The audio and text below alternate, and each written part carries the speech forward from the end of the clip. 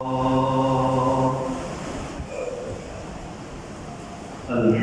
لله رب العالمين والعاقبة للمتقين الصلاة والسلام على سيد الأنبياء والمرسلين وعلى آله وأصحابه وأزواجه وذرياته وأهل بيته وأولياء أمته أجمعين. أما بعد فأعوذ بالله من الشيطان الرجيم. بسم الله الرحمن الرحيم. إن الذين آمنوا وعملوا الصالحات أولئك هم خير البرية. صدق الله العلي العظيم وبلغنا رسوله النبي الكريم الأمين الرؤوف الرحيم. قال الله تبارك وتعالى في شأن حبيبه الكريم مؤمنا وآمرا. إن الله وملائكته يصلون على النبي يا أيها الذين آمنوا صلوا عليه وسلموا تسليما. اللهم صل على سيدنا ومولانا محمد وعلى آل سيدنا ومولانا محمد وبارك وسلم وصل عليه وآباد بالله والفعل الصلاة والسلام عليك يا رسول الله. الصلاة والسلام عليك يا حبيب الله. الصلاة والسلام عليك يا شفيع المذنبين وعلى آلك وأصحابك يا رحمة للعالمين.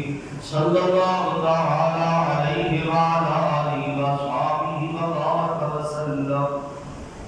هو الحبيب الذي ترجى شفاعته لكل دور من الأخبار والمقتحمين.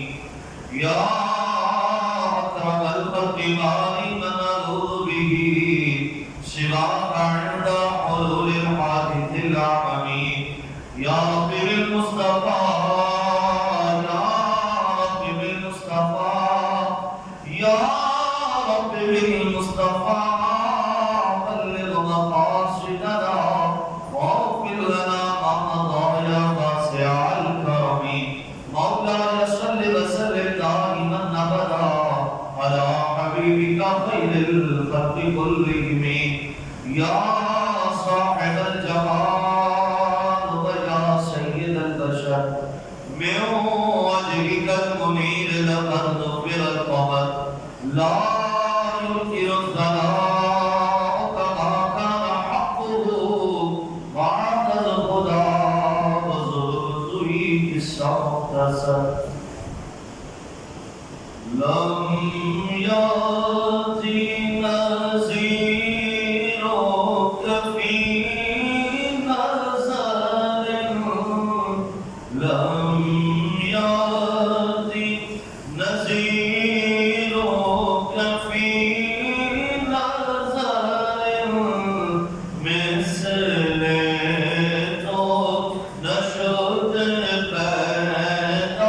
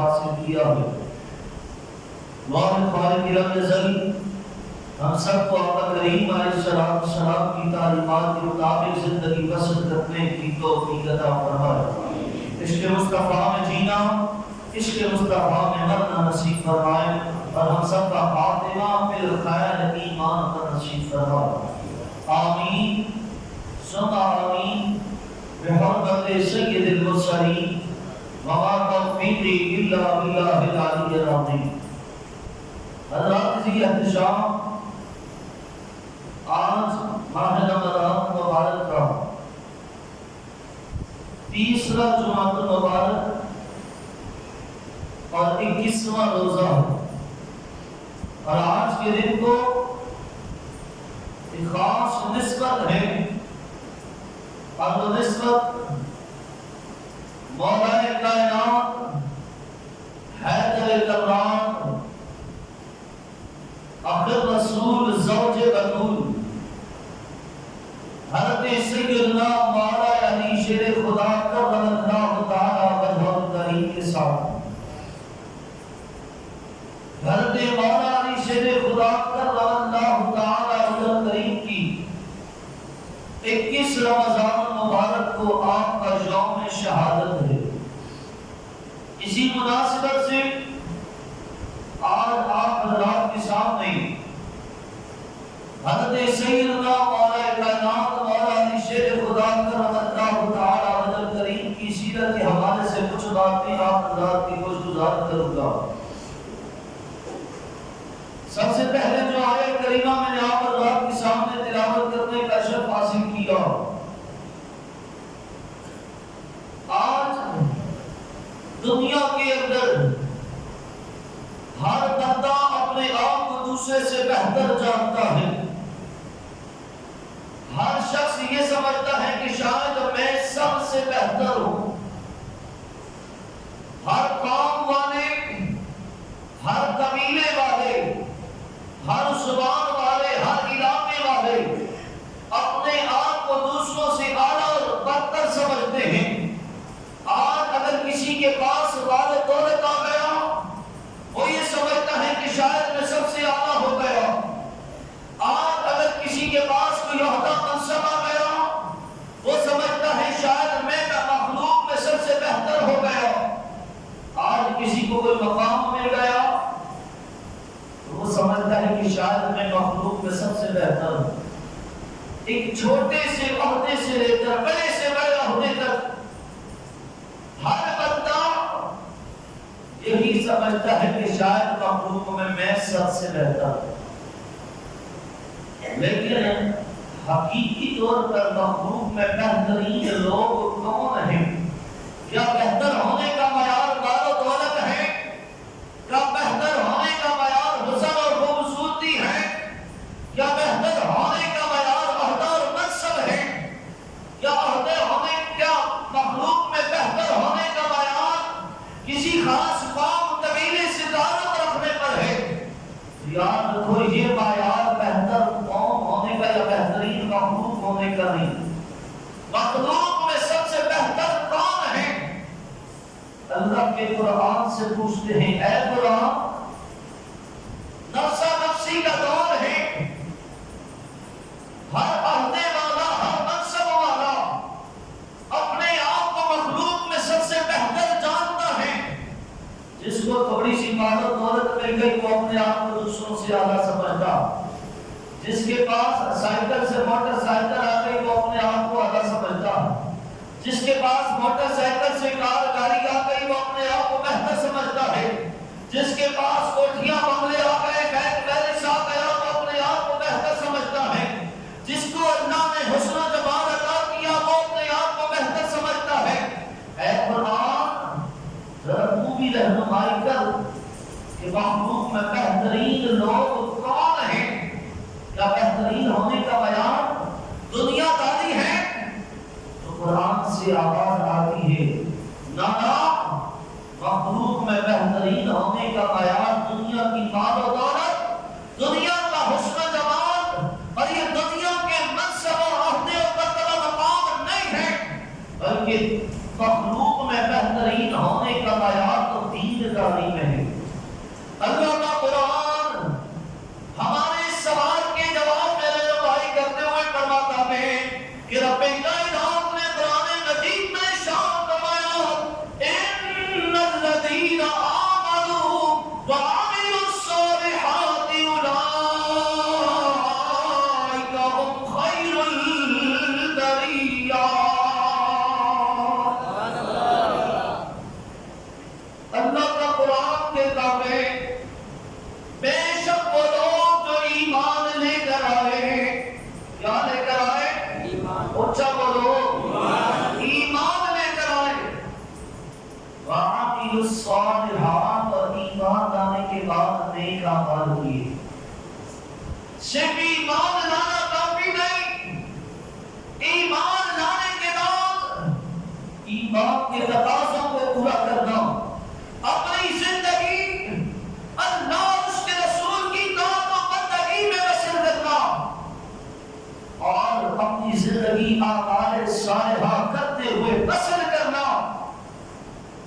رب کا قرآن کہتا ہے بے شک وہ لوگ جو ایمان لے کر آئے اور ایمان لانے کے بعد جنہوں نے اعمال صالحہ کیے، نیک اعمال کیے، اپنی زندگی اللہ اور اس کے رسول کی اطاعت و بندگی میں بسر کی ہے، اولئک هم خیر البریہ، اے لوگوں سن لو، وہی لوگ مخلوق میں سب سے بہترین لوگ ہیں۔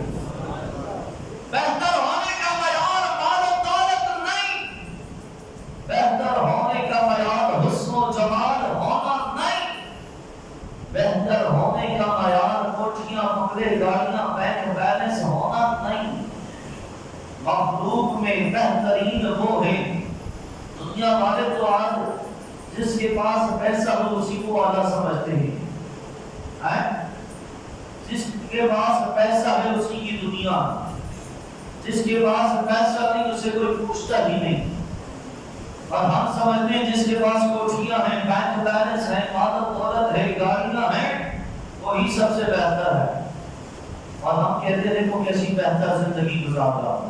لیکن یاد رکھو اللہ کی بارگاہ میں بہترین ہونے کا معیار یہ نہیں، بلکہ رب کی بارگاہ میں بہترین ہونے کا معیار یہ ہے کہ ایک تو آپ ایمان لے کر آئیں، اور ایمان لانے کے بعد اپنی زندگی اللہ اور اس کے رسول کی اطاعت و بندگی میں بسر کریں۔ جب کوئی بندہ ایمان لانے کے بعد اپنی نفسانی خواہشات کو چھوڑ کر آقا کی بارگاہ میں یہ عہد کرتا ہے میرے آقا میرا تن من دل سب آپ پر قربان ہے، یا رسول اللہ اس بدن پر اگر حکم چلے گا تو آپ کا چلے گا، یا رسول اللہ اگر اس بدن پر مرضی چلے گی تو آپ کی چلے گی۔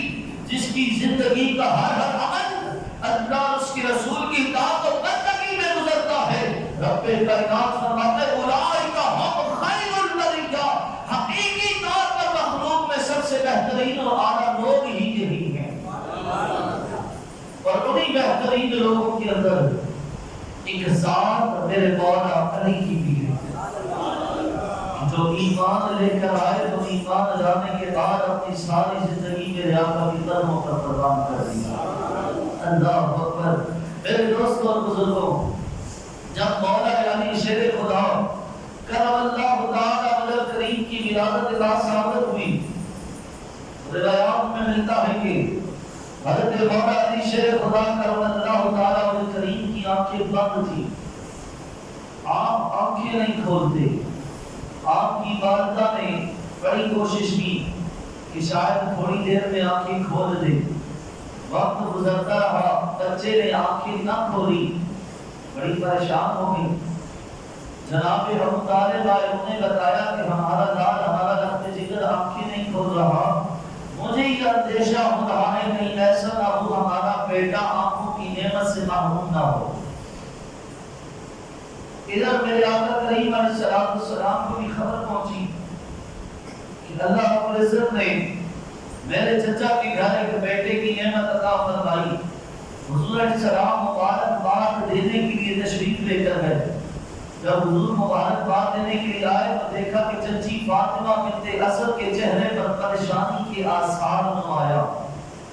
حضور علیہ السلام نے اپنی چچی جان سے ارشاد فرمایا، چچی جان، اللہ نے آپ کو بیٹے کی نعمت عطا فرمائی، آپ کو اس پر مبارکباد ہو۔ چچی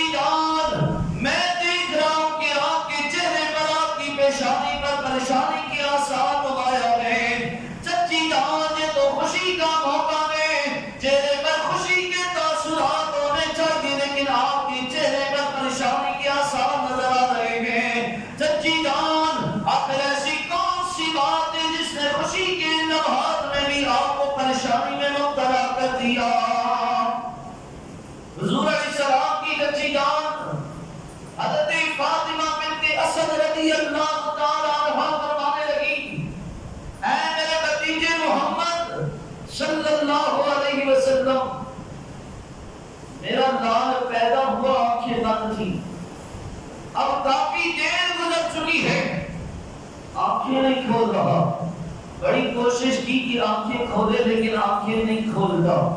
فکر نہ ہو گئی کہ ایسا نہ ہو میرا یہ بیٹا آنکھوں کی نعمت سے محروم نہ ہو. بس یہی فکر، یہی غم، یہی پریشانی مجھے کھائے جا رہی ہے. اللہ اکبر. جب میرے آقا کریم علیہ السلام نے سنا، حضور نے فرمایا چچی جان لاؤ میرے چچا زاد بھائی کو ذرا میری گود میں دو. جو بھی مولا علی کو حضور علیہ السلام کی گود میں لیا گیا اور مولا علی حضور کی گود میں آئے، میرے آقا کریم علیہ السلام کی خوشبو سے مولا علی کی سانسیں مہکنا شروع ہوئی. ادھر جو بھی مولا علی گود مصطفیٰ میں تشریف لائے، مولا علی نے اپنی آنکھیں کھول کر رب مکڑے کو ٹکٹکی باندھ کر دیکھنا شروع کر دیا. گویا کہ ایسے معلوم ہوتا تھا کہ مولا علی بھی دنیا میں آ کر جانتے تھے کہ دنیا میں جا کر جس چہرے پر سب سے پہلے نگاہ پڑے وہ چہرہ مصطفیٰ کو. اللہ اکبر. کون سا چہرہ مصطفیٰ کہ جسے جس نے بھی دیکھا ہے نہ تر نہ دھر قربان کرنے کو تیار ہوا ہے. اللہ نے اپنے محبوب کو حسن و جمال عطا کیا کہ انسان جب زمین و آسمان کی مخلوق بھی میرے آقا کے دیدار کو آتی نا تو رب کی بارگاہ میں عرض کرتی مولا آج سے پہلے بڑے سے بڑے سونے بنائے، یوسف علیہ السلام جیسا سونا بھی تو نے بنایا ہے، لیکن اے مالک جیسا حسن، جتنی خوبصورتی اور جس طرح کا حسن و جمال تو نے اپنے محبوب کو عطا کیا ہے، جتنا سونا تو نے اپنا محبوب بنایا ہے، مالک سے پہلے اتنا سونا کسی کو بنایا ہی نہیں ہے. اور کسی کہنے والے نے تو کیا برباد ہی کر دیا کہ بطوں بکھڑا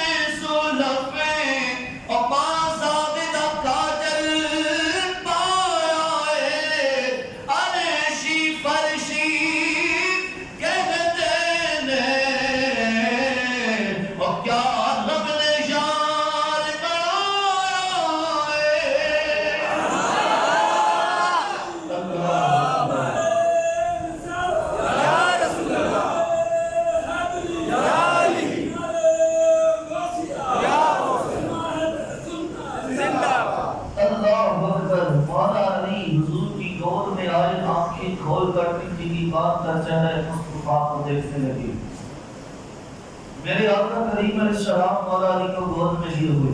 آج جب کسی کی بچہ پیدا ہوتا ہے تو بچے کو گٹی ڈالی جاتی ہے. کسی بچے کو گٹی اس کی ماں ڈالتی ہے، کسی کو گٹی اس کا والد ڈالتا ہے، کسی کو بھائی، کسی کو بہن، کسی کو خالہ پھوپھی، دادا دادی، نانا نانی، مختلف رشتے دار پہلے ہی دے کر لیتے کہ اس بچے کو گٹی میں ڈالوں گا. لیکن فرمان ہے مولا علی کی عظمت پر مولا علی کو گٹی ڈالنے والی ذات کوئی عام نہیں، خودقبلی والے آقا کی ذات. آج ہمارے ہاں بچوں کو جب گٹی ڈالی جاتی ہے تو عموماً شہد چچوایا جاتا ہے، یا آج کل بازار مارکیٹ سے میڈیکل کے اندر سے تیار گٹی کی بوتل ملتی ہے تو چمچ میں ڈال کر جو ہے نا وہ بچے کی حلق میں ٹپکائے جاتے ہیں. لیکن قربان جائے مولا علی کی عظمت پر جب مولا علی کو گٹی دی گئی نا تو دینے والی ذات بھی مصطفیٰ کریم کی، اور جس چیز سے گٹی دی گئی وہ کوئی عام چیز نہیں تھی. میرے آقا نے اپنا لعاب دہن مولا علی کے منہ میں ڈال کر آپ کو گٹی عطا کی. میرے آقا نے مولا علی کو پہلا غسل دیا. جب بچے کو غسل دیا جاتا ہے، پہلے نہلایا جاتا ہے، پاک کو صاف کیا جاتا ہے، پہلا غسل مولا علی کو میرے آقا کریم علیہ السلام نے عطا فرمایا. اور جب حضور علیہ السلام مولا علی کو غسل دے رہے تھے، آپ کو صاف کر رہے تھے، تو میرے آقا کریم علیہ السلام کے چشمان مبارک سے آنسو جاری تھے. جناب ابو طالب نے حضور علیہ السلام کو دیکھا کہ حضور علیہ السلام مولا علی کو غسل بھی دے رہے ہیں اور حضور کی آنکھوں سے آنسو بھی جاری ہیں. آقا کریم علیہ السلام کی بارگاہ میں عرض کی ہے میرے بھتیجے، میں دیکھ رہا ہوں تم علی کو غسل بھی دے رہے ہو، ساتھ میں تمہاری آنکھوں سے آنسو بھی جاری ہیں. اے میرے بھتیجے، آنسو کی جاری ہونے کا مقصد کیا ہے، ان کی وجہ کیا ہے؟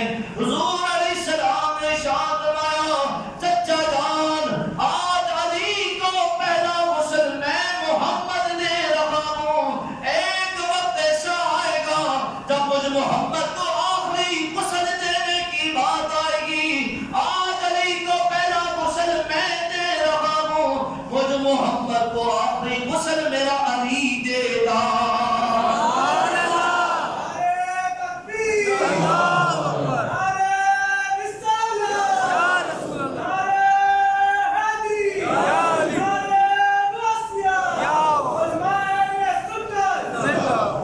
ابھی مولا علی شیر باقی کی عمر میں ہیں. میرے آقا آپ کو پہلا غسل دے رہے ہیں اور دیتے ہوئے آپ فرمانے چچا جان ایک وقت آئے گا آج علی کو پہلا غسل میں دے رہا ہوں. میں محمد جب دنیا سے ظاہری پردہ کر جاؤں گا مجھے جو آخری غسل دیا جائے گا چچا جان وہ آخری غسل دینے والا کوئی اور نہیں میرا جی علی ہوگا. یارو یہ التجا نہیں تو اور کیا ہے. ابھی تو مولا علی گود مصطفیٰ میں ہیں کس کو کیا پتا کس کی کتنی زندگی. لیکن میرے آقا نے یہ فرما کر بتا دیا کہ جب تک میں حیات ہوں علی بھی حیات رہیں گے. میرے دنیا سے جانے کے بعد بھی علی حیات رہیں گے اور پھر مجھے آخری غسل دینے والا بھی کوئی اور نہیں علی ہی ہوگا. بات ہوتی ہے ساری عشق و محبت کی. حضور علیہ السلام نے حضرت مولا علی کی بچپن ہی سے حضور علیہ السلام نے پرورش فرمائی. مولا علی حضور کی پرورش میں آپ کی تربیت رہے. میرے آقا سے کفالت پائی تربیت و پرورش پائی. اللہ اکبر کبیرہ کون علی کہ جنہیں میرے آقا کریم علیہ السلام نے اپنا بھائی کہا. کہ جب میرے آقا کریم علیہ السلام مکہ مکرمہ سے ہجرت کر کے مدینہ منورہ تشریف لائے نا تو یہاں مہاجرین اور انصار صحابہ کے درمیان حضور نے بھائی چارہ قائم کیا. ایک مہاجر صحابی کو دوسرے انصار صحابی کو ایک دوسرے کا آپس میں بھائی بنایا. جب سارے مہاجرین اور انصار آپس میں بھائی بن گئے مولا علی سب سے آخر میں بیٹھے. سارے ایک دوسرے کے بھائی بن گئے لیکن مولا علی کے حصے میں کوئی انصاری بھائی بننے کے لیے نہیں آیا. مولا علی اکیلے رہ گئے. جب مولا علی نے دیکھا کہ ہر مہاجر صحابی دوسرے انصاری صحابی کا بھائی بن گیا اور میرے ساتھ حضور نے کسی انصاری صحابی کو میرا بھائی نہیں بنایا تو آپ کی آنکھوں سے آنسو جاری ہو گئے. حضور علیہ السلام نے جب دیکھا کہ مولا علی کی آنکھوں سے آنسو جاری رہے حضور علیہ السلام نے ارشاد فرمایا علی میرے قریب آؤ. مولا علی حضور علیہ السلام کے قریب تشریف لے کر آئے. حضور علیہ السلام نے ارشاد فرمایا علی کیا وجہ ہے رونے کی وجہ کیا ہے. عرض کرنے لگی یا رسول اللہ صلی اللہ علیہ وسلم آپ نے تمام انصار و مہاجرین صحابہ کے اندر رشتہ مواخات کو قائم فرمایا. ایک انصاری کو دوسرے مہاجر صحابی کا آپ نے بھائی بنایا. یا رسول اللہ کسی نہ کسی کا آپ نے بھائی بنایا لیکن آپ نے میرا کسی کو بھائی نہیں بنایا. بس اسی وجہ سے آنکھوں سے آنسو آ گئے. حضور علیہ السلام نے ارشاد فرمایا علی غمگین کیوں ہوتے ہو. تم تو دنیا میں بھی مجھ محمد کے بھائی ہو تک قیامت میں بھی مجھ محمد کے بھائی ہوگے. اللہ اکبر. کون علی جن کے بارے میں میرے آقا کریم علیہ السلام نے فرمایا انا مدینۃ العلم وعلی بابها. میں علم کا شہر ہوں اور علی اس کا دروازہ. میں علم کا شہر ہوں علی اس کا دروازہ ہے. اللہ اکبر. کیسا علم اللہ نے عطا فرمایا کہ ایک مرتبہ حضور علیہ السلام کا دربار سجا ہوا. حضور کی بارگاہ میں سارے صحابہ موجود. میرے آقا کریم علیہ السلام نے اپنا دانا ہاتھ بلند کیا. فرمایا ہے میرے صحابہ ذرا یہ تو بتاؤ کہ میرا یہ دانا ہاتھ کس ہاتھ کے جیسا ہے. میرا یہ ہاتھ کس ہاتھ جیسا ہے. اب جب صحابہ کرام نے سنا تو سارے صحابہ خاموش. صحابہ دل میں سوچ رہے تھے بھلا حضور علیہ السلام کے ہاتھ جیسا کس کا ہاتھ ہو سکتا. حضور کے ہاتھ تو بے مثل بے مثال ہیں. حضور کے ہاتھ جیسا کس کا ہاتھ ہو سکتا ہے. میرے آقا کریم نے پھر فرمایا میرے صحابہ بتاؤ میرا یہ ہاتھ کس ہاتھ جیسا. صحابہ خاموش. حضور نے ایک صحابی سے پوچھنا شروع کیا. ہر صحابی خاموش. کوئی صحابی کہتا ہے یا رسول اللہ آپ کے ہاتھ جیسا کس کا ہاتھ ہو سکتا. پوچھتے مولا علی کی باری آ گئی. میرے آقا نے فرمایا علی تم بتاؤ میرا یہ ہاتھ کس ہاتھ جیسا. مولا علی اٹھ کر قریب آئے اور آپ کا کی میرے آقا دوبارہ ارشاد فرمایا نا حضور نے فرمایا علی یہ بتاؤ میرا یہ ہاتھ کس ہاتھ جیسا؟ مولا علی نے حضور کا سیدھا ہاتھ پکڑا، بوسہ لیا، پھر حضور کا بایاں ہاتھ آپ نے پکڑ کر بوسہ لیا اور عرض کی یا رسول اللہ آپ کا سیدھا ہاتھ آپ کے بائیں ہاتھ کے جیسا، آپ کا سیدھا ہاتھ آپ ہی کے بائیں ہاتھ جیسا ہے۔ جب یہ علم کا مقام دیکھا صحابہ سمجھ گئے کہ حضور نے ایسے ہی نہیں فرمایا انا مدینہ العلم و علی بابھا۔ ہر صحابی یہ سوچ رہا بھلا حضور کے ہاتھ جیسا کس کا ہاتھ ہو سکتا، لیکن مولا علی نے عرض کی یا رسول اللہ آپ کا ایک ہاتھ آپ ہی کے دوسرے ہاتھ کے جیسا ہے۔ اور اللہ نے کیسا علم عطا کیا مولا علی کو کہ جب آپ خلیفہ وقت بنے نا تو کوفہ کی جامع مسجد کے ممبر پر آپ کھڑے ہوئے اور آپ نے اعلان کیا سلونی اما شئتم، اے لوگوں مجھ سے جو چاہو جس بارے میں چاہو مجھ سے سوال کر سکتے ہو، آج تمہاری سے جس چیز کے بارے میں پوچھو گے علی تمہارے ہر سوال کا جواب تمہیں دے گا، جو پوچھنا چاہو آ کر علی سے پوچھ لو، علی تمہارے ہر سوال کا جواب دے گا۔ اس وقت کوفہ کے اندر یہودیوں کے عالموں کی ایک جماعت آئی ہوئی تھی، انہوں نے بھی سنا کہ علی نے اعلان کیا ہے سلونی اما شئتم، لوگوں مجھ سے جو پوچھنا چاہو آ کر پوچھو میں تمہارے ہر سوال کا جواب دوں گا۔ یہودیوں کی جماعت جامع مسجد کے اندر آئی اور آ کر مولا علی سے کہنے لگی اے علی ہم نے سنا ہے کہ تم نے دعویٰ کیا کہ تم نے اعلان کیا سلونی اما شئتم، اے لوگوں مجھ سے جو پوچھنا چاہو جو سوال کرنا چاہو مجھ سے سوال کرو میں تمہارے ہر سوال کا جواب دوں گا۔ علی ہم تم سے کچھ سوال کرنا چاہتے ہیں لیکن اس سے پہلے ہماری شرط یہ ہے کہ اگر تم نے تمہارے سوالوں کا جواب دے دیا اے علی ہم آپ سے سوال کریں گے، اگر آپ نے ہمارے سوالات کا جواب دے دیا تو ہم آپ کے نبی کا کلمہ پڑھ کر ایمان لے آئیں گے، اور اگر آپ ہمارے سوالوں کے جواب نہ دے سکے تو اے علی پھر آپ کو اسلام چھوڑ کر ہمارا دین اختیار کرنا ہوگا۔ اے علی بتائیں کہ یہ شرط منظور ہے؟ مولا علی نے فرمایا کہ اے یہودیوں تم مجھ سے جو پوچھنا چاہتے ہو پوچھ لو، علی تمہارے ہر سوال کا جواب دے گا، کیونکہ علی کسی عام مدرسے کا پڑھا ہوا نہیں، بارگاہ مصطفیٰ کا پڑھا ہوا ہے۔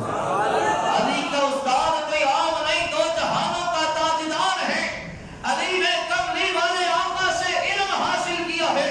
اے یہودیوں جو پوچھنا چاہو پوچھو، علی تمہارے ہر سوال کا جواب دے گا۔ یہودیوں نے کہا علی شرط منظور ہے، آپ نے کہا منظور، پوچھو کیا پوچھتے ہو۔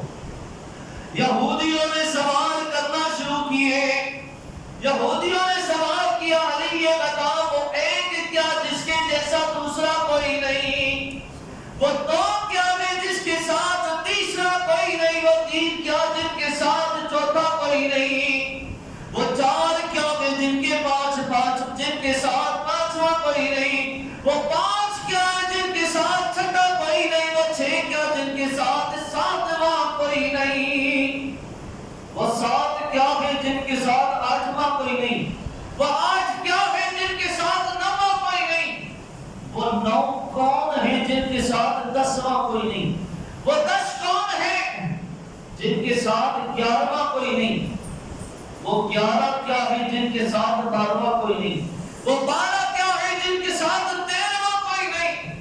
علی یہ بتاؤ وہ کون سا مرد ہے جو بغیر ماں باپ کے پیدا ہوا، علی یہ بتاؤ وہ کون سی عورت ہے جو بغیر ماں باپ کے پیدا ہوئی، علی یہ بتاؤ وہ کون سا مرد ہے جو بغیر باپ کی ماں کے بدن سے پیدا ہوا، وہ کون سا جانور ہے جسے ایک پتھر میں جانا، اے علی یہ بتاؤ وہ کون سے دو دوست ہیں جو آپس میں دشمن نہیں ہو سکتے، وہ کون سے دو دشمن ہیں جو آپس میں دوست نہیں ہو سکتے، علی یہ بتاؤ کون سے جانور انڈے دیتے ہیں کون سے جانور بچے دیتے ہیں۔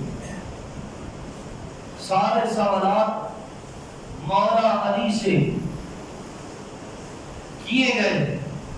میرے آپ مولا علی نے جب سوالات سنے نا سوال سن کر مسکرانے لگے، اور مسکراتے ہوئے ارشاد فرمایا یہودیوں اور بھی کوئی سوال کرنا چاہو تو کر لو، اور بھی کوئی سوال کرنا چاہو تو کر لو۔ مجھے یقین ہے میں نے ابھی سوالات پڑھے، آپ میں سے کسی کو بھی کبھی سمجھ نہیں آئی ہوگی، سمجھ آئیے؟ کسی بندے سے اگر اتنے سارے سوالات ایک ساتھ کر دیے جائیں، بندہ سوالوں کی گنتی بھول جاتا ہے، اس سوال کیے کون کون سے، اور بندہ پھر تنزیہ کہتا بھائی تم نے ابھی کم سوال کیے، تھوڑے سے اور بھی پوچھ لے، ابھی تو کم کیے ہیں، کتنے سوال ایک ساتھ۔ لیکن مولا علی کی عظمت پر قربان جائیں، مولا علی مسکراتے ہوئے آپ نے ارشاد فرمایا ہے یہودیوں اور بھی کوئی سوال کرنا چاہو تو کر لو۔ یہودی کہنے لگے اے علی ہم نے اتنے سارے سوالات ایک ساتھ ان سے کر لیے، اگر کسی عام بندے سے سوالات کیے جائے اسے تو سوالات کی گنتی ہی بھول جائے، اور آپ مسکراتے ہوئے کہہ رہے ہیں کہ اور بھی پوچھنا چاہو تو پوچھ لو۔ مولا علی نے فرمایا او یہودیوں میں نے تمہیں پہلے کہا تھا میں کسی عام مدرسے کا پڑھا ہوا نہیں، دربار مصطفیٰ کا پڑھا ہوا۔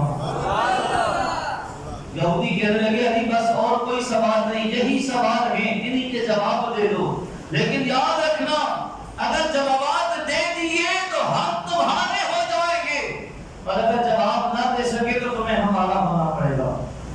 مولا علی نے جوابات دینا شروع کیے، آپ نے فرمایا یہودیوں تم نے پہلا سوال کیا وہ ایک کیا جس کے جیسا دوسرا کوئی نہیں، وہ ایک میرا اللہ میں لیس کمثلہ شیء، وہ اپنی ذات میں یکتا بے وحدہ لا شریک ہے، اس کے جیسا دوسرا کوئی نہیں۔ تم نے سوال کیا وہ دو کیا کہ جن کے ساتھ تیسرا کوئی نہیں، وہ دن اور رات ہیں جن پر اللہ نے اس دنیا کا نظام رکھا ہے۔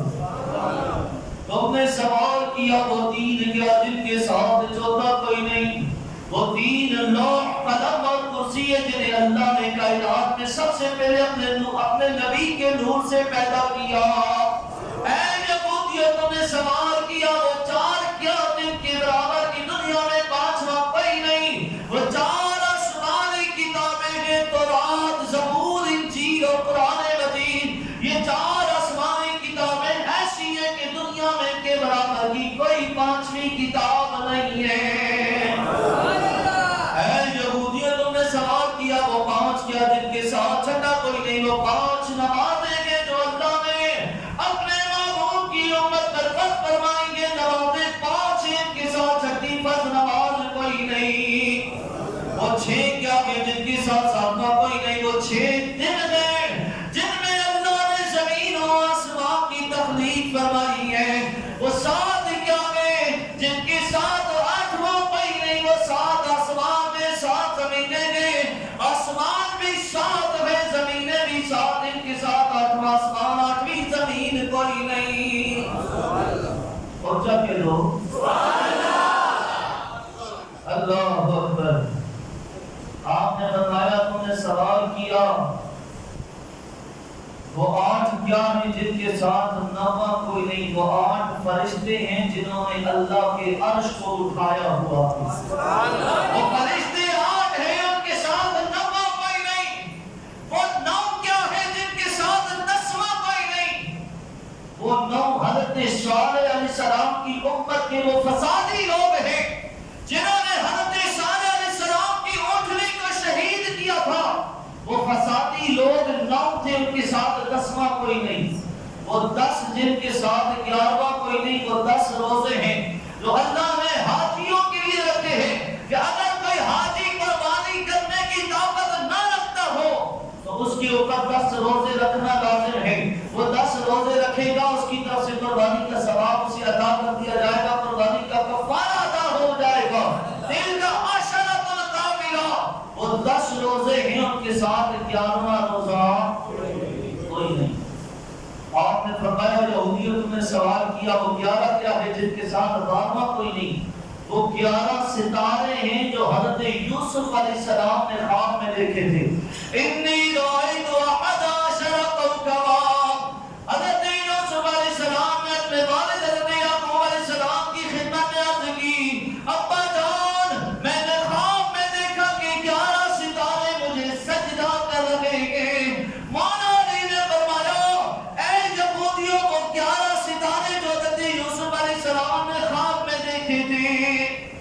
11 ستارے تھے، ان کے ساتھ 12واں ستارہ کوئی نہیں، وہ 12 جن کے ساتھ 13واں کوئی نہیں، وہ 12 مہینے ہیں جن پر اللہ نے پورے سال کا نظام رکھا۔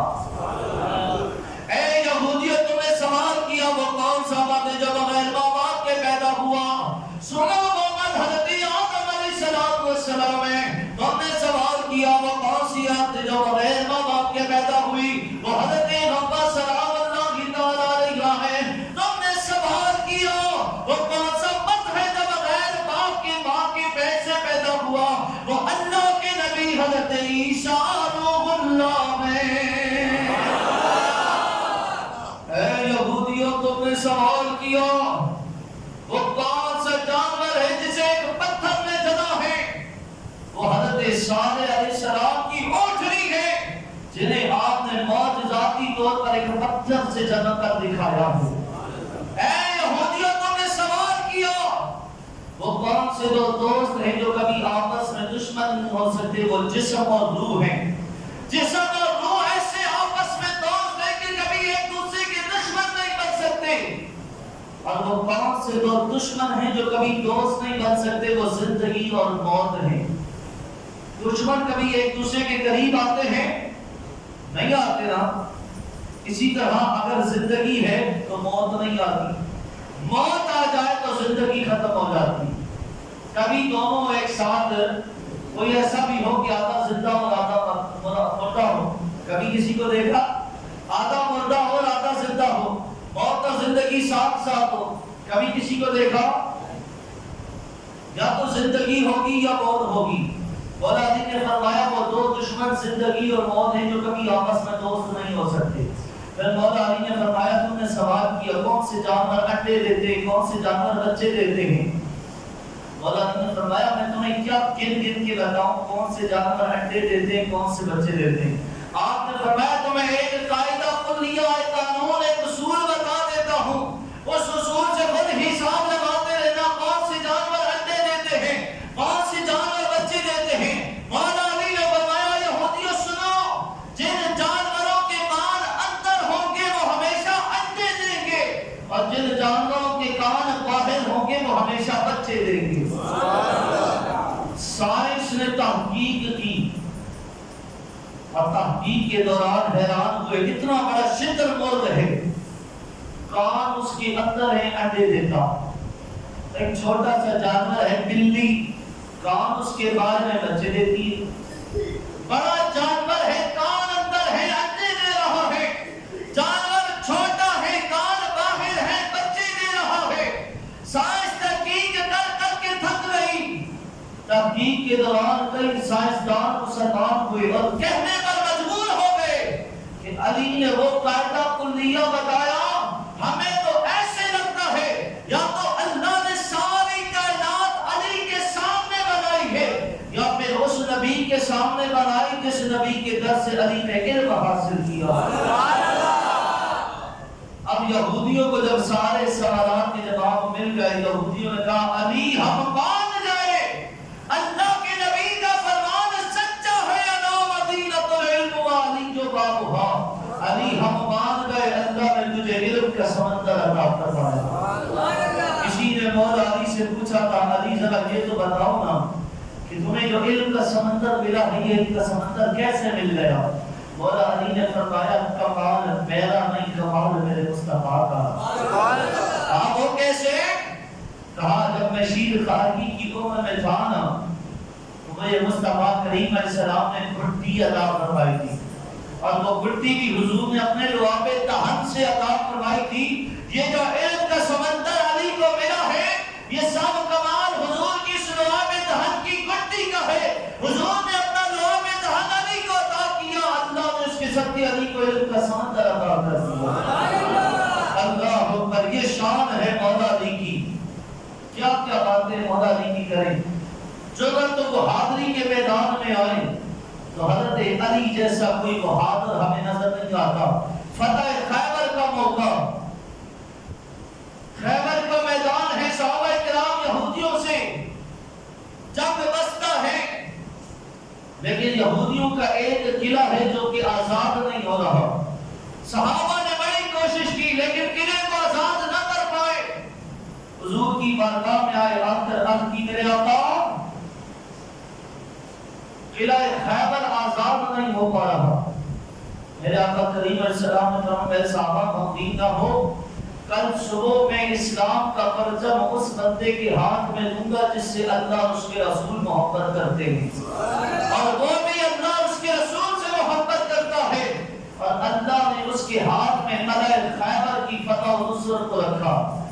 اب ہر صحابی رسول کی تمنا خواہش یہ تھی کاش حضور علیہ السلام کل وہ علم وہ جھنڈا میرے ہاتھ میں عطا فرمائے، یہ خوش نصیبی اور سعادت میرا مقدر بن جائے. ساری رات صحابہ کرام اس انتظار میں رہے کہ کب صبح کا سورج طلوع ہوگا. دیکھیں تو صحیح وہ خوش نصیب کون ہے جس سے اللہ اور اس کا رسول بھی محبت کرتا ہے، اور اللہ نے اس کے ہاتھ میں قلعہ خیبر کی فتح و نصرت کو رکھا ہے. جب صبح کا سورج طلوع ہوا میرے آقا کا دربار سج گیا. ہر صحابی کی تمنا تھی کاش حضور دین اسلام کا جھنڈا ہمارے ہاتھ میں عطا فرمائے، یہ اعزاز ہمیں نصیب ہو جائے. میرے آقا کریم علیہ السلام نے سارے صحابہ پر نظر دوڑائی. دوڑانے کے بعد فرمایا علی کہاں ہیں؟ علی نظر نہیں آ رہے. صحابہ نے عرض کی یا رسول اللہ علی کو آشوب چشم کی بیماری ہے، آنکھوں کی تکلیف ہو گئی ہے جس وجہ سے وہ اپنے خیمے میں. حضور علیہ السلام نے ارشاد فرمایا میرے صحابہ جاؤ علی کو بلا کر لاؤ. مولا علی حضور علیہ السلام کی بارگاہ میں حاضر ہوئے. میرے آقا کریم علیہ السلام نے ارشاد فرمایا علی میرے قریب آؤ. جب مولا علی حضور کے قریب آئے نا حضور علیہ السلام نے اپنا لعاب رہن لے کر حضرت علی کی آنکھوں پر لگا دیا. مولا علی فرماتے ہیں جو بھی حضور نے اپنا لعاب رہن میری آنکھوں پر لگایا نا میری آنکھوں کی ساری تکلیف دور ہو گئی. آپ فرماتے ہیں بس تکلیف کا وہ آخری دن تھا. یا رسول اللہ یا علی آپ فرماتے ہیں تکلیف کا وہ آخری دن تھا، پھر زندگی میں کبھی مجھے آنکھوں کی تکلیف دوبارہ نہیں ہوئی. حضور علیہ السلام نے دین اسلام کا جھنڈا مولا علی کے ہاتھ میں تھمایا. تھمانے کے بعد حضور علیہ السلام نے ارشاد فرمایا اے علی جاؤ اللہ نے قلعہ خیبر کی فتح و نصرت کو تمہارے ہاتھوں میں رکھ دیا ہے. علی جاؤ قلعہ خیبر فتح و نصرت کر کے آؤ. مولا علی میدان جنگ میں تشریف لے گئے.